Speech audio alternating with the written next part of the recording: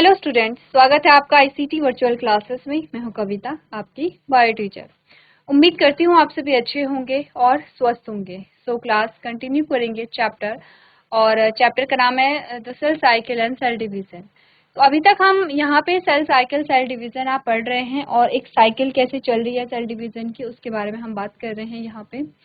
तो आपने ऑलमोस्ट जो सेल डिवीजन है वो पढ़ लिया है। आज हमारा जो लास्ट की टॉपिक है दैट इज मियोसिस 2 हम पढ़ेंगे यहाँ पे कि मियोसिस सेकेंड यहाँ पे हो रही है। तो मियोसिस सेकेंड में क्या हुआ है, पहले आपने माइटोसिस पढ़ी है, माइटोसिस के बाद आपने मियोसिस पढ़ी है। मियोसिस फर्स्ट आप पढ़ चुके हैं, मियोसिस सेकेंड की हम यहाँ पे बात करेंगे। ठीक है, तो एक बार देख लीजिए कि आपने चैप्टर में क्या क्या चीजें अभी तक समझी हैं। अभी तक आपने कुछ सेल्स पढ़ी हैं, जैसे लबाइल सेल होती हैं, स्टेबल सेल्स होती हैं और परमानेंट सेल्स होती हैं। फिर हमने बात की है यहाँ पर एम फेज के बारे में, यानी कि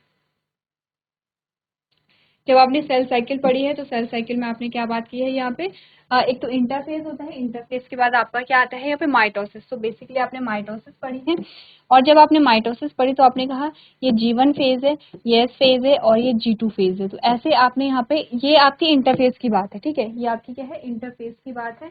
इसके बाद आपने कहा कि एट लास्ट आपके पास जो चीजें हैं वो रेप्लिकेट हो गई हैं, और यहाँ पर जो डीएनए है उसका जो अमाउंट है वो यहाँ पे कितना हो चुका है, 4C हो चुका है। क्या है 4C का मतलब, ये आपको समझना है। अगर हम बोलेंगे कि प्लॉइड 2n ही रहेगी, ठीक है, ऐसा नहीं है कि क्रोमोसोम का नंबर बड़ा है, लेकिन जो कंसंट्रेशन या कंटेंट आप कहिए वो यहाँ पे क्या हुआ है, बड़ा है। एम फेज पे आते हैं, यानी कि मियोसिस पे आते हैं। तो मियोसिस में आपने कहा क्या होता है, यहाँ पे मियोसिस के अलग अलग चरण होते हैं, जिसमें आपने कहा कैरियोकाइनेसिस और साइटोकाइनेसिस होगी। कैरियोकाइनेसिस जो है वो 4 पार्ट में डिवाइडेड होती है। पहला होता है प्रोफेज। प्रोफेज जो है अर्ली प्रोफेज और लेट प्रोफेज में आता है। तो क्या होता है प्रोफेज में, जल्दी से रिवीजन कर लेते हैं। अर्ली प्रोफेज में क्या होता है कि जो यहाँ पे सबसे पहले जो आपके क्रोमैटिन है वो कंडेंस होने शुरू हो जाएंगे। ठीक है, क्रोमैटिन जो है वो कंडेंस होने शुरू हो जाते हैं यहाँ पे, और जो न्यूक्लियर मेम्ब्रेन है वो हल्की हल्की ब्रेक होनी शुरू हो जाती है। लेट प्रोफेज में आपने कहा न्यूक्लियर मेम्ब्रेन ब्रेक हो रही है, और जो सेल ऑर्गेनेली है वो ब्रेक यहाँ पर हो रहे हैं। जो यहाँ पे सेंट्रोजोम है, ठीक है, जो आपका क्या है, सेंट्रोजोम है, वो अपोजिट पोल की तरफ क्या हो रहे हैं, सेट हो रहे हैं, और स्पिंडल फाइबर वहाँ पे बन रहे हैं, जिसे माइक्रोट्यूब्यूल्स आप कहते हैं, या एस्टर फॉर्मेशन जिन्हें हम कह रहे हैं। तो क्या क्या आपने पढ़ा है प्रोफेज में, कंडेंसेशन पढ़ा है, न्यूक्लियर एनवेलप डिसअपियर होता है, सिस्टर क्रोमैटिड जो है यहाँ पे आपने कहा replicated chromosomes consist of two identical sister chromatid join at the centromere. वो सेंट्रोमेयर से जुड़े हुए रहते हैं, हमें पता है। Mitotic spindle formation, late prophase में स्पिंडल फॉर्मेशन हो रहा है यहाँ पे, जो आपने कहा सेंट्रोजोम में अपोजिट पोल की तरफ मूव होगा, स्पिंडल फॉर्मेशन यहाँ पर होगा। और क्या चीजें हो रही है, न्यूक्लियर मेम्ब्रेन डिसअपियर हो रही है, सेल ऑर्गेनेल यहाँ पे डिसअपियर हो रही है। ठीक है, आपने कहा centrosome movement, centrosome opposite pole में मूव कर रहा है, और एस्टर फॉर्मेशन यहाँ पे क्या होता है, स्टार्ट हो गया है। ठीक है, तो ये है अर्ली प्रोफेज, ये है लेट प्रोफेज। अर्ली प्रोफेज में आप देख रहे हैं कि जो यहाँ पे क्रोमैटिन है वो कंडेंस होना शुरू हो गए हैं। यहाँ पे काफी हद तक जो क्रोमैटिन है वो कंडेंस हो गए हैं, न्यूक्लियर मेम्ब्रेन काफी हद तक यहाँ पे टूट गई है, ऑर्गेनेली डिसअपियर हो रही है। ट्रांजिशन टू मेटाफेज, मेटाफेज से तुरंत पहले, मेटाफेज से जस्ट पहले से क्या हुआ है, आपने कहा जो आपके सेंट्रोजोम है अपोजिट पोल में आ गए हैं, और स्पिंडल फॉर्मेशन यहाँ पर हो गया है। जो माइक्रोट्यूब्यूल्स हैं या स्पिंडल फाइबर हैं उनका फॉर्मेशन हो गया है। ठीक है, ये है प्रोफेज। प्रोफेज में इतनी चीजें हो गई हैं। अब आते हैं मेटाफेज पे। मेटाफेज में कुछ चीजें हुई हैं, जैसे कि क्या क्या मेटाफेज में हमने पढ़ा है। सबसे पहले तो जो क्रोमोजोम है वो एक मेटाफेजिक प्लेट पे इस प्रकार से क्या हो गए हैं, लेट गए हैं। ध्यान रखिए, अभी क्रोमोसोम जो है उसका नंबर 46 क्रोमोसोम ही है हमारी सेल में, लेकिन क्या है, सबके पास सिस्टर क्रोमैटिड है। सिस्टर क्रोमैटिड समझते हैं आप लोग, दोनों को मिला करके सिस्टर क्रोमैटिड समझते हैं। ये तो है क्या, जो ओरिजिनल क्रोमोसोम है, और ये आपका क्या है यहाँ पे जो ओरिजिनल क्रोमैटिड है, और ये क्या है आपका न्यू क्रोमैटिड है। दोनों को मिला करके सिस्टर क्रोमैटिड हम कहते हैं। तो हमने कहा कि जो नया क्रोमैटिड, सबके पास क्या है, अपना एक नया क्रोमैटिड है, यानी कि 46 क्रोमोसोम जो है वो क्या है, सभी सिस्टर क्रोमैटिड में है, यानी कि जोड़े में है यहाँ पे। ठीक है, अभी मेटाफेजिक प्लेट पे इस प्रकार से क्या हो गए हैं, ले डाउन हो गए हैं। क्या हुआ है, जो आपका सेंट्रोजोम है वहां से जो स्पिंडल फाइबर निकल रहे हैं वो इनके काइनेटोफोर, काइनेटोफोर क्या होता है, वो स्थान होता है जहां से स्पिंडल फाइबर किससे जुड़ते हैं, क्रोमोसोम से जुड़ते हैं, या क्रोमैटिन आप कहते हैं, या सिस्टर क्रोमैटिड आप कह सकते हैं, कि जो जिस स्थान से जो स्पिंडल फाइबर है वो सिस्टर क्रोमैटिड से जुड़ता है वो स्थान क्या कहलाता है, यहाँ पे काइनेटोफोर कहलाता है। अब होता क्या है, आपने कहा जो स्पिंडल फाइबर है वो ऊपर से भी यहाँ पे क्या करते हैं, यानी कि वो इस सिस्टर क्रोमैटिड को भी कैप्चर करेंगे और इस सिस्टर क्रोमैटिड को भी कैप्चर करेंगे, जैसे यहाँ पे दिखाई गया है। सिस्टर क्रोमैटिड जो है तो ऊपर वाली क्रोमैटिड को ऊपर वाला जो ट्यूब्यूल है वो कैच करेगा, वो अटैच वहाँ पे होगा, और नीचे वाली क्रोमैटिड को नीचे वाले जो स्पिंडल फाइबर है वो क्या होंगे, वहां से उससे अटैच हो जाएंगे।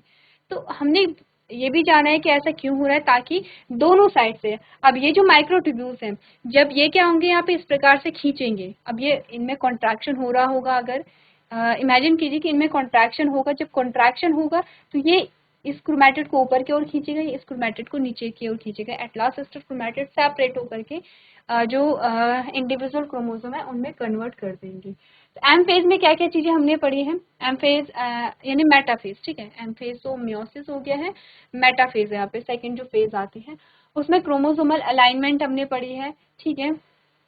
अच्छा हाँ, एक और चीज, यहाँ पर जो न्यूक्लियर मेम्ब्रेन है वो फुली डिसअपियर हो गई, ये आपकी क्या है, सेल मेम्ब्रेन है, ठीक है, न्यूक्लियर मेम्ब्रेन है, न्यूक्लियर मेम्ब्रेन फुली डिसअपियर हो गई है, सेल ऑर्गेनेल यहाँ पे बिल्कुल नहीं पाए जा रहे हैं, क्रोमोसोम जो है वो क्लियरली विजिबल है, और हमने कहा था सबसे स्टेबल कंडीशन होती है क्रोमोसोम की यहाँ पे स्टडी करने के लिए एम फेज में।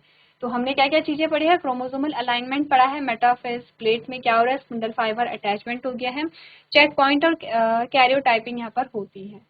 आते हैं एनाफेज में, एनाफेज में क्या होता है कि अब जो यहाँ पे स्पिंडल फाइबर या जो माइक्रो ट्यूब्यूल्स हैं यहाँ पे वो क्या करते हैं, आपस में जो सिस्टर क्रोमैटिड है उन्हें सेपरेट कर लेते हैं, खींच लेते हैं, और इस वजह से आपने कहा कि 46 क्रोमोसोम में क्या है, एक इसकी 46 क्रोमोसोम ने अपनी क्या बना रखी थी, कॉपी बना रखी थी।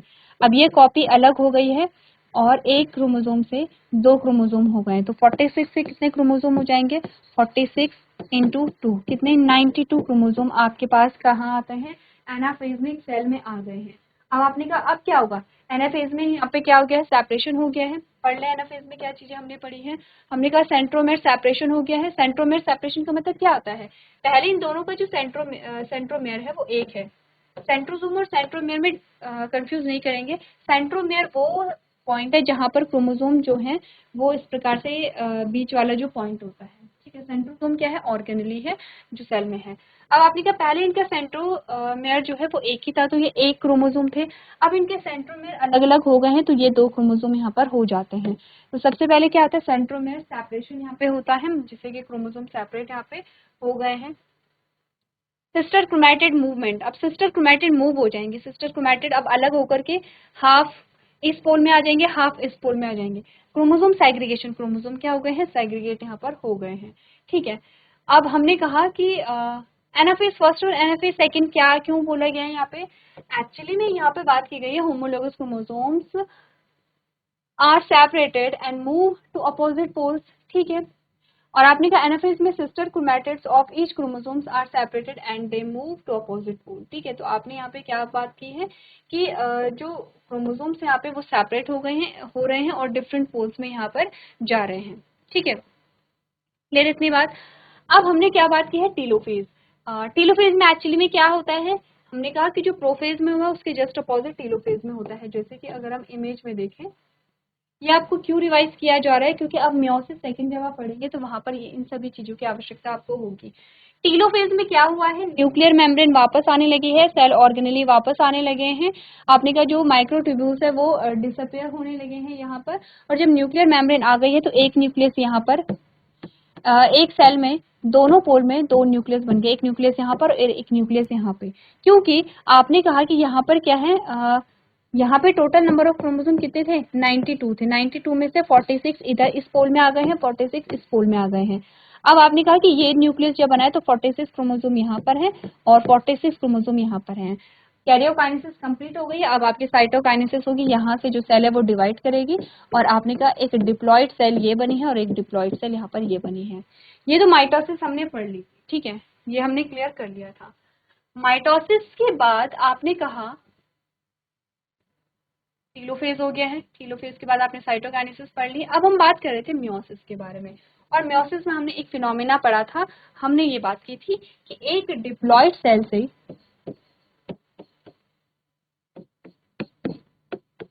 4 हैप्लॉइड सेल बन रही हैं। ठीक है, ये हमने बात की थी। एक डिप्लॉइड सेल से 4 हैप्लॉइड सेल्स यहाँ पे बन रही हैं, और ये प्रोसेस हमने पढ़ी थी जब गैमेट फॉर्मेशन हम पढ़ते हैं। ठीक है, तो सबसे पहले तो आपने कहा इंटरफेस सेम होगा, G1 फेज, S फेज और G2 फेज। ठीक है, क्लियर है। और जब ये सब हो गया तो आपने कहा कि यहाँ तक अभी तक हमारे पास कंडीशन आए हैं कि जो ऑर्गेनली हैं वो रेप्लिकेट हो गई हैं, और जो क्रोमोसोम है उन्होंने भी अपनी कॉपी बना लिया, सिस्टर क्रोमैटिड का फॉर्मेशन होता है। अब आते हैं यहाँ पे मियोसिस में या एम फेज में, जिसमें हमने कहा कि यहाँ पर क्या होता है कि प्रोफेज जो सबसे पहले आएगा, यहाँ पे मियोसिस फर्स्ट हो रही है तो प्रोफेज फर्स्ट आप यहाँ पे पढ़ेंगे। प्रोफेज फर्स्ट जो हमारा आता है यहाँ पे, वो अलग अलग जो स्टेप है उनमें डिवाइडेड होता है। जैसे कि लैप्टोटीन सबसे पहली जो कंडीशन आती है, सबसे पहला जो स्टेप आता है दैट इज लैप्टोटीन, जिसमें क्रोमोसोम जो होते हैं वो कंडेंस होते हैं, क्रोमैटिन जो है वो कंडेंस होते हैं, यानी कि वो क्या होते हैं, सघन होते हैं। पहली चीज ये हमने पढ़ी थी। फिर आता है जाइगोटीन। ठीक है, जाइगोटीन में जब हमने कहा कि यहाँ पर जो क्रोमोसोम्स हैं, क्या बात हमने की है, हमने कहा कि यहाँ पे zygotene stage is specific phase with in the prophase first stage of meiosis where the homologous chromatin begin to pair up and align closely together in the in a process called a synapsis। अब ये एक दूसरे के साथ क्या जुड़ जाते हैं, जो यहाँ पर एक क्रोमोसोम ये है और एक क्रोमोसोम ये है, ये एक दूसरे से क्या हो जाते हैं, यहाँ पे अटैच हो जाते हैं। ठीक है, ये क्या हो जाते हैं, एक दूसरे से अटैच यहाँ पर हो जाते हैं, किसमें, जाइगोटीन में। क्लियर है यहाँ पे। तो हमने कहा कि जब ये अटैच हो जाते हैं तो बाइवेलेंट या टेट्राड्स का फॉर्मेशन यहाँ पर करते हैं। आपने कहा paired homologous chromosome now appearing as a structure containing a 4 chromatids are referred to as a bivalent or tetrad। क्योंकि ये सारी चीजें हम पढ़ चुके हैं, इसलिए बहुत जल्दी में यहाँ पे क्या करेंगे, रिवाइज करेंगे। ठीक है, नेक्स्ट हमने क्या बात की है यहाँ पे, आपने कहा अब आते हैं पैकेटीन पे। पैकेटीन जो टर्म है, इसमें क्या होता है कि यहाँ पर जो दो क्रोमैटिड है उनके बीच में क्रोमोसोम की अदली बदली यहाँ पर होती है। यानी कि अगर हमने कहा कि एक क्रोमोसोम ये है और हमने कहा कि एक क्रोमोसोम ये है, एक क्रोमोसोम ये है, कि एक दूसरे से अपने क्या करते हैं, यहाँ पे जो क्रोमोसोम है उसकी अदला बदली करते हैं। पैकेटीन में हमने बोला है कि यहाँ पर ये क्या करेंगे, एक दूसरे के जेनेटिक मटेरियल की अदला बदली करेंगे। तो आपने कहा the pachytene stage is the third stage of a prophase first in meiosis, a type of cell division that reduce the number of chromosomes bye.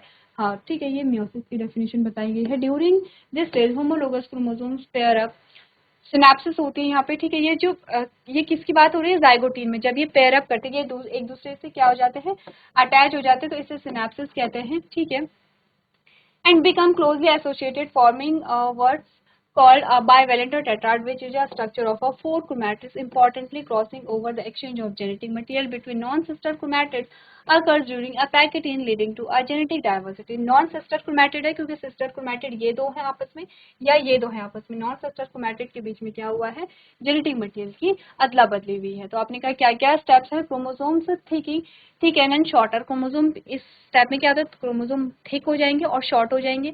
Synapses complete हो जाती है। The pairing of homologous chromosome which is begin in zygotene stage is now fully completed and our chromosomes are held together by the synaptonemal complex. Synaptonemal complex क्या बताया गया था, ये जो बीच का कॉम्प्लेक्स है इसे हम सिनेप्टोनेमल कॉम्प्लेक्स करेंगे, जिसकी वजह से दो क्रोमोसोम के हैं आपस में जुड़े हुए हैं। तो आपने कहा कि यहाँ पर क्या है, सिनेप्सिस कंप्लीट हो गई है, क्रॉसिंग ओवर यहाँ पे हो गया है, रिकॉम्बिनेशन नोड्यूल्स। रिकॉम्बिनेशन होता है, रिकॉम्बिनेशन का मतलब है जब इन्होंने जेनेटिक मटेरियल की अदला बदली की, अब इनमें जो इनका जेनेटिक मटेरियल है उसका एक नया कॉम्बिनेशन इनके पास आ गया है। ठीक है, तो आपने कहा these structures appears at the site where crossing overs occur, marking locations of genetic exchange। Tetrad formation, each pair of homologous chromosome consists of 4 chromatid is called a tetrad। ये tetrad के बारे में हमने बात कर ली है। ध्यान रखेंगे कि ये चीजें क्योंकि हम पहले भी डिस्कस कर चुके हैं, इसीलिए आपको ये चीजें ध्यान रखनी है। हमने कहा कि यहाँ पर ये क्रोमोसोम है इस प्रकार से। ठीक है,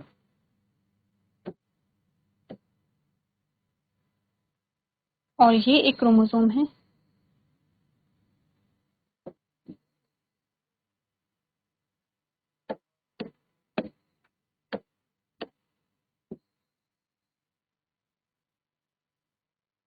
इस प्रकार से, ठीक है। आपने कहा कि यहाँ पर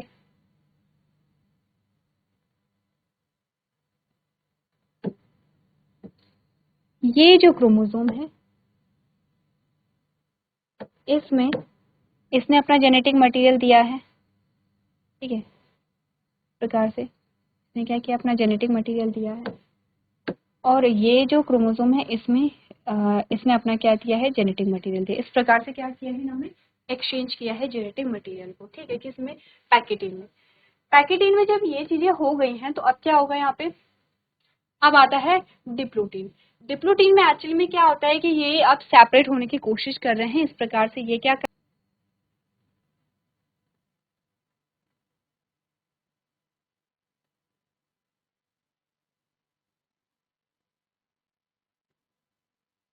इसने अपना जेनेटिक मटेरियल कुछ इसे दिया है, इस वाले क्रोमोसोम, और इसने इसे दिया है। अब ये क्या कर रहे हैं, एक दूसरे से सेपरेट होने की कोशिश कर रहे हैं। तो ये एक एक्स जैसा शेप यहाँ पर बना रहे हैं, किसमें, डिप्लोटीन कंडीशन में।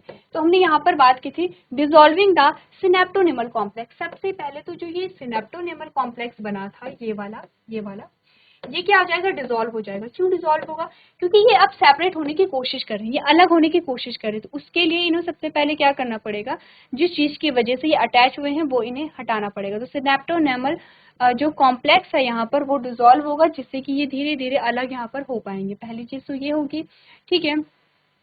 फिर है सेपरेशन ऑफ होमोलोगस क्रोमोसोम। जो होमोलोगस क्रोमोसोम है उनका सेपरेशन होगा, यानी कि आपस में ये क्या होंगे, अब सेपरेट होंगे, ठीक है। जब सेपरेट होने की कोशिश करेंगे तो चैज़माटा फॉर्मेशन होगा। चैज़माटा फॉर्मेशन का मतलब क्या होता है, ये जो इस प्रकार की शेप होती है, जो एक्स शेप यहाँ पर जो बन रही है उसे चैज़माटा फॉर्मेशन हम कहते हैं। तो एक बार पढ़ ले आपने, क्या chiasmata are X shape structure that form at a point where a crossing over यानी कि exchange of genetic material occurred during the packaging stage.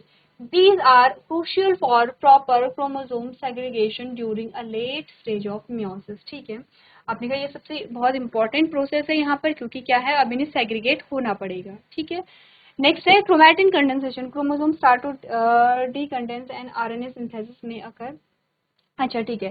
चैज़माटा formation तक आप क्या पढ़ेंगे, यहाँ पे डिप्लोटीन को पढ़ेंगे, ठीक है।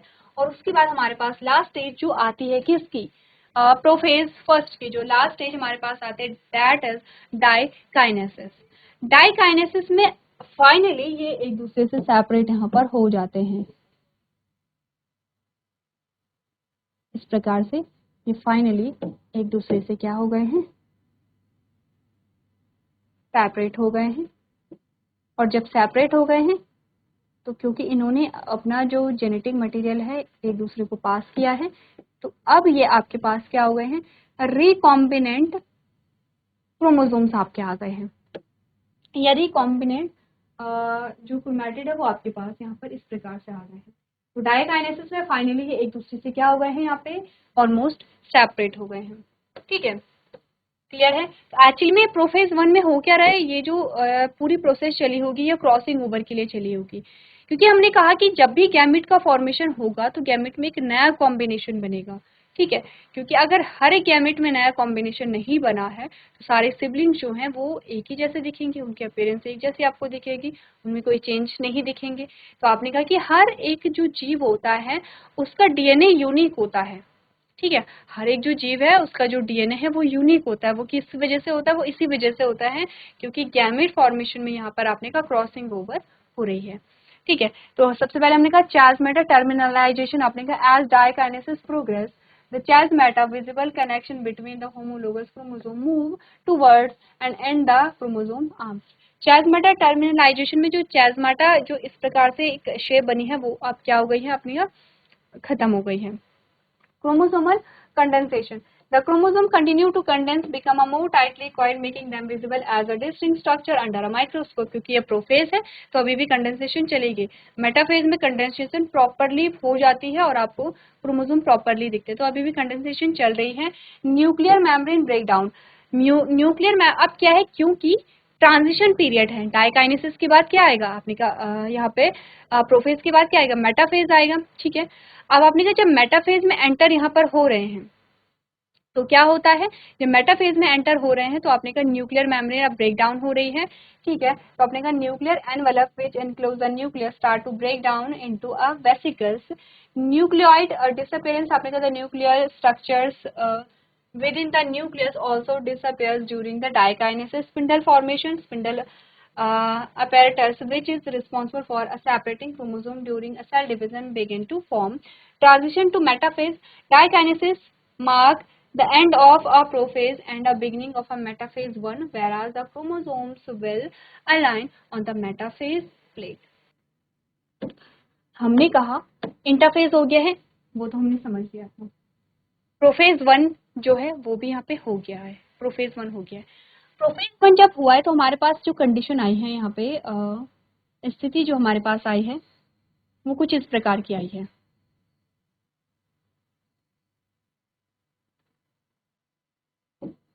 ये हमारे पास स्थिति आई है।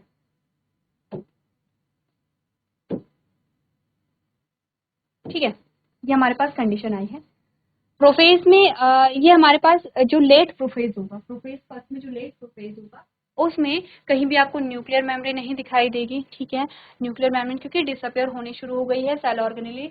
ये कब की बात है, जब यहाँ पे क्रॉसिंग ओवर हो गई है, उसके बाद की बात अब क्या चल रही है कि जो क्रोमोसोम है, क्रोमैटिन है, वो कंडेंस हो रहे हैं, अभी भी कंडेंस हो रहे हैं।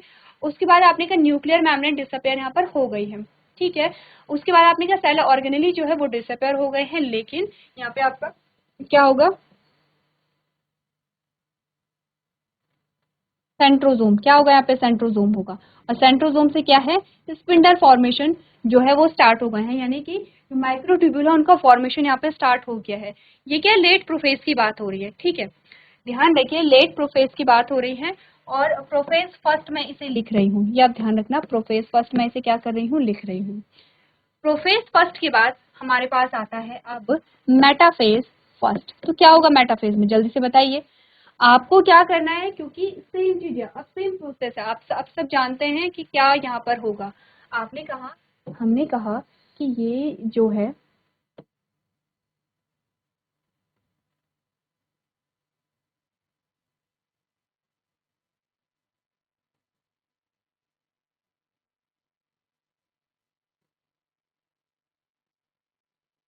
ये क्या है, मेटाफेज है।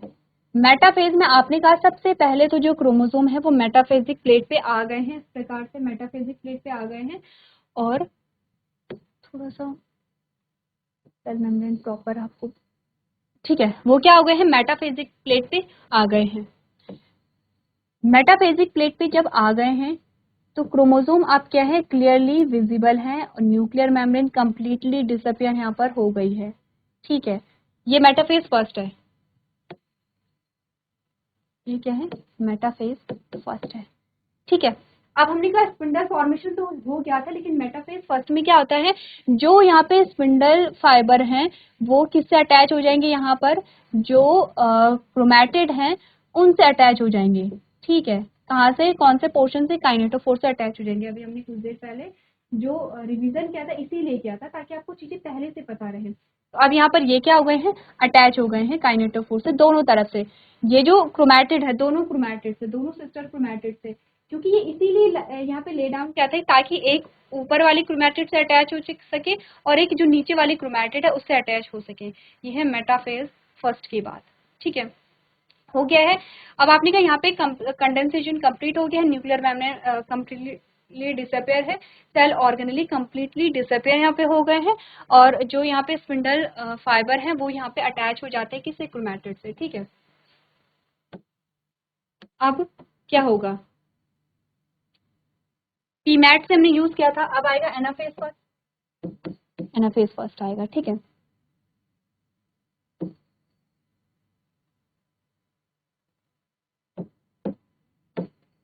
ठीक है, एनाफेज फर्स्ट आएगा। तो आप ध्यान देखिए यहाँ पर एनाफेज फर्स्ट में जब आप माइटोसिस की बात कर रहे थे तो आपने क्या कहा था, जो सिस्टर क्रोमैटिड्स हैं वो सेपरेट हो गई हैं, यही हमने पढ़ा था।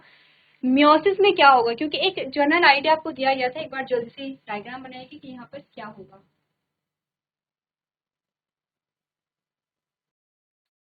चलिए, इजी है, अगर आपने ध्यान दिया होगा कि हमने क्या चीजें पढ़ी थी यहाँ पे। तो एनाफेज, अगर हम माइटोसिस की बात कर रहे हैं, सिस्टर क्रोमैटिड यहाँ पे सेपरेट हो जाती है, लेकिन अगर हम मियोसिस की बात कर रहे हैं तो एक्चुअली में यहाँ पे सिस्टर क्रोमैटिड सेपरेट नहीं होती है, बट बल्कि होमोलोगस क्रोमोसोम सेपरेट होते हैं। कैसे?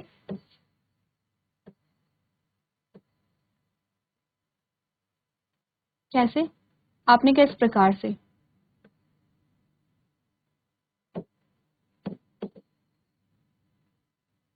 या मैं डायरेक्ट अगर बनाऊं,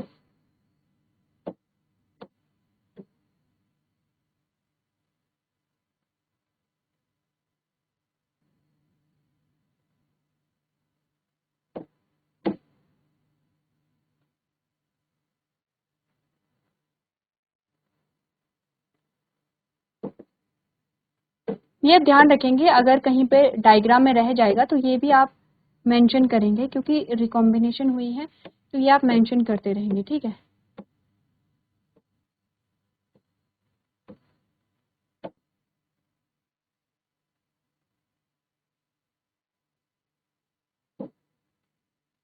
क्या चीजें समझे हैं यहाँ पे क्या हुआ है? ये जो क्रोमोसोम है यहाँ पे, जो होमोलोगस क्रोमोसोम है वो डिफरेंट पोल में सेट हो जाएंगे, यानी कि कुछ जो क्रोमोसोम है वो यहाँ सेट हो गए हैं, कुछ यहाँ सेट हो गए हैं। अभी यहाँ पे क्या हुआ है, इन्होंने सिस्टर क्रोमैटिड सेपरेट नहीं हुई है, तो हमने कहा कि जो यहाँ पे 23 क्रोमोसोम है वो इस ओर सेट हो गए हैं, 23 क्रोमोसोम इस ओर सेट हो गई है, 23 क्रोमोसोम इस साइड सेट हो गई हैं, ठीक है। अगर हम टीलोफेज की बात करें तो टीलोफेज में हमारे पास कुछ इस प्रकार से स्ट्रक्चर आता है, ये वाला स्ट्रक्चर आता है। यहाँ पर टीलोफेज में न्यूक्लियर मेम्ब्रेन आने लगती है, ठीक है। टीलोफेज में क्या होगी, न्यूक्लियर मेम्ब्रेन आने लगेगी just opposite to prophase. Prophase में जो होगा उसके जस्ट अपोजिट होगा। 23 क्रोमोसोम यहाँ रह जाएंगे, 23 क्रोमोसोम यहाँ रह जाएंगे, जो अभी भी क्या है अपनी कॉपी के साथ है। अब यहाँ पे क्या होगा, साइटोकाइनेसिस होगी, ये सेपरेट सेल में और ये सेपरेट सेल में हमारे पास आ जाते हैं इस प्रकार से, ठीक है। तो ये सेल है, ये इसका क्या है, यहाँ पे न्यूक्लियस है, इसमें 23 क्रोमोसोम है। ये सेल है, ये इसकी क्या है, न्यूक्लियर मेम्ब्रेन है और इसमें 23 सेल है। तो प्लॉइडी क्या हो गई है, एन यहाँ पर हो गई है, प्लॉइडी क्या हो गई है, एन हो गई है। कंफ्यूज नहीं करना है, 46 क्रोमोसोम यहाँ पर थे, ठीक है। अब होना तो ये चाहिए था कि इन सिस्टर क्रोमैटिड को आपस में सेपरेट होना चाहिए था। सिस्टर क्रोमैटिड आपस में सेपरेट नहीं होती हैं, बट क्या होता है कि जो होमोलोगस क्रोमोसोम है वो क्या हो जाते हैं, सेपरेट होने शुरू हो जाते हैं, यानी कि 23 क्रोमोसोम इस पोल में सेट हो जाते हैं, 23 क्रोमोसोम इस पोल में सेट हो जाते हैं, इस प्रकार से। यहाँ पे 23 होंगे, यहाँ पे 23 होंगे। टीलोफेज आता है तो अब ये न्यूक्लियर मेम्ब्रेन का फॉर्मेशन शुरू कर देता है, ठीक है। सारी चीजें होंगी, सेल ऑर्गेनेली आने लगेंगे, स्पिंडल फाइबर डिसॉल्व होने लगेंगे। अब साइटोकाइनेसिस हो जाएगी, ये एक सेपरेट सेल बन गई है, ये एक सेपरेट सेल बन गई है, ठीक है। अभी कंडीशन इनमें अभी भी कैसी है, अगर इनमें अभी भी कंडीशन बताएं तो कंडीशन इनमें अभी भी कैसी है, आपने कहा अभी भी यहाँ पे सिस्टर क्रोमैटिड साथ में है, ऐसे, यानी कि आपको सिर्फ एक क्रोमोसोम बता रखा है, 23 क्रोमोसोम ऐसे ही अपने सिस्टर क्रोमैटिड के साथ होंगे, 23 क्रोमोसोम ऐसे ही होंगे जो क्या होंगे यहाँ पे सिस्टर क्रोमैटिड के रूप में होंगे, ठीक है। अगर हम कहें कि यहाँ पे नंबर ऑफ क्रोमोसोम कितना है, 23 है, यहाँ पे भी 23 है, इसका मतलब कि डिप्लॉयड सेल से हैप्लॉयड सेल का फॉर्मेशन हो जाता है। तो हमने कहा फिर अब क्या होगा, अब कभी ना कभी क्या ये सिस्टर क्रोमैटिड सेपरेट नहीं होती है, हमने कहा होती है, तो होती है तो यहाँ पे तो फुल नंबर ऑफ क्रोमोसोम आ जाएगा, जबकि गैमेट तो क्या होते हैं, हैप्लॉइड होते हैं। हमने कहा अब यहाँ से चलेगा आपका मियोसिस सेकेंड, ये पूरा आपका मियोसिस फर्स्ट है, इसीलिए आप prophase 1, metaphase 1, anaphase 1 and telophase 1 या टीलोफेज फर्स्ट की बात कर रहे हैं। अब आप बात करेंगे यहाँ पर मियोसिस सेकंड की, तो मियोसिस सेकंड में क्या क्या होगा, हमने कहा मियोसिस सेकंड में वो सब होगा, इसमें भी प्रोफेज सेकंड चलेगा, इसमें भी प्रोफेज सेकंड चलेगा। प्रोफेज सेकंड में जो जो हुआ है ये सब इसमें होगा, इसमें भी मेटाफेज सेकंड चलेगा, इसमें भी मेटाफेज सेकंड चलेगा, जो जो मेटाफेज में होता है वो होगा। इसमें भी एनाफेज सेकंड होगा, इसमें भी एनाफेज सेकंड होगा, और एट लास्ट टीलोफेज सेकंड और टीलोफेज सेकंड जब दोनों में होगा तो ये भी 2 सेल में डिवाइड हो जाएगी और ये भी 2 सेल में डिवाइड हो जाएगी जो हैप्लॉइड होंगे। अब होगा क्या जब आप मियोसिस सेकंड पढ़ रहे होंगे और मियोसिस सेकंड में जब आप एनाफेज सेकंड पढ़ रहे होंगे तो एनाफेज सेकंड में ये जो सिस्टर क्रोमैटिड है ये सेपरेट हो जाएंगे, ठीक है, एनाफेज सेकंड में ही सेपरेट हो जाएंगे। एनाफेज सेकंड में सेपरेट होंगे तो आपने कहा टेलोफेज सेकंड में क्या होगा, अगेन जब दो सेल बनेंगी तो क्योंकि यहाँ पे फुल नंबर ऑफ क्रोमोसोम आ गए हैं 46, तो 46 इस सेल को देगा, 23 इस सेल को देगा और 23 इस सेल को देगा। ये भी सेम, जब सिस्टर क्रोमैटिड सेपरेट होती है तो 46 क्रोमोसोम यहाँ पर हो जाते हैं, ये भी 23 क्रोमोसोम इस सेल को देगा, 23 क्रोमोसोम इस सेल को देगा। तो सारी जो सेल्स होती हैं वो कैसी होती है, हैप्लॉइड यहाँ पर होती हैं जब मियोसिस सेकंड कंप्लीट हो जाती है। तो हमने स्टार्टिंग में एक बात कही थी कि जो आपकी डिप्लॉइड सेल है उससे एट लास्ट 4 हैप्लॉइड सेल बनती हैं। तो ये जो चीजें हैं आपने मियोसिस फर्स्ट यहाँ पे पढ़ी है, मियोसिस सेकंड जो है एक बार आप लोग घर से करके लेकर के आएंगे, क्योंकि अब आप लोगों को काफी हद तक आइडिया आ गया होगा, अब आपने चैप्टर पढ़ लिया, आपको चीजें समझ में आ गई होंगी। तो मियोसिस सेकंड आप लोग घर से पढ़ करके लेके आएंगे। तो आज के सेशन में हम इतना ही करेंगे। अभी तक क्लास में बने रहने के लिए आपका धन्यवाद।